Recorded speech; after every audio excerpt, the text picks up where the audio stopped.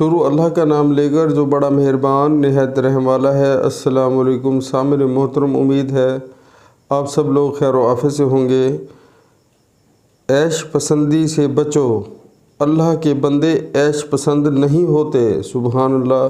پیارے مسلمانوں، اس بات میں ہمیں یہ بتایا جا رہا ہے کہ عیش پسندی سے جو ہے ہمیں بچنا چاہیے، عیش پرستی نہیں کرنی چاہیے، کیونکہ جو اللہ تعالی ہمیں مال دیتا ہے ہم اس کو عیش میں اڑا دیتے ہیں اور فضول خرچی کرتے ہیں، اس سے ہمیں بچنا چاہیے۔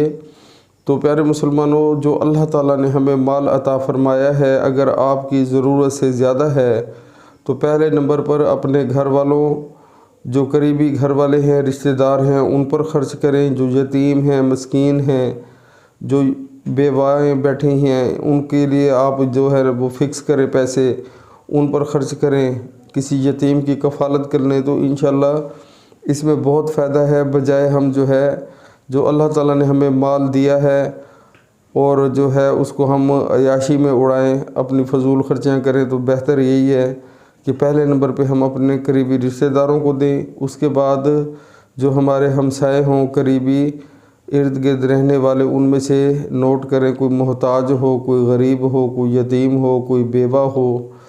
تو پیارے مسلمانوں، اس کے بعد جو ہے کوئی مسافر ہیں، ان کا خیال کریں، یعنی کہ اللہ کی راہ میں خرچ کریں اور زکوٰۃ بھی دیں۔ اس میں جو ہے ہمارا فائدہ ہے، نہ کہ ہم اس کو جو ہے اپنے پیسے کو فضول خرچی میں اڑا دیں، تو روز قیامت والے دن اس چیز کا حساب کتاب لیا جائے گا۔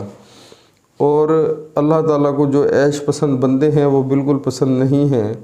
ہم دیکھنے کو تو یعنی کہ بہت اپنے آپ کو سمجھتے ہیں کہ ہم نے جو ہے اپنا سٹیٹس بڑا اپ کر لیا ہے، اور ہم دنیاوی جو ہے دکھاوے کی خاطر، لوگوں کو دکھانے کی خاطر بڑی بڑی گاڑیوں پر چڑھ کے بیٹھ جاتے ہیں، بنگلے اور بڑے بڑے محل بنا لیتے ہیں۔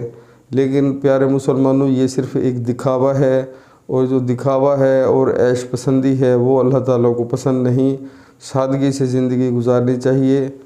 اور پیارے مسلمانوں، جتنا بھی ہو سکتا ہے اللہ تعالیٰ نے ہمیں زندگی اور صحت عطا فرمائی ہے، اللہ کے آگے سجدے کریں، یعنی کہ نماز 5 وقت باجماعت ادا کریں۔ عورتیں ہیں تو گھروں میں نماز ادا کریں، لیکن افسوس سے کہنا پڑتا ہے کہ ہم 95% مسلمان نماز سے دور ہو چکے ہیں، دین اسلام سے دور ہو چکے ہیں، اس لیے ہر بندہ جو ہے وہ مسلمان کلمہ گو وہ پریشان ہے۔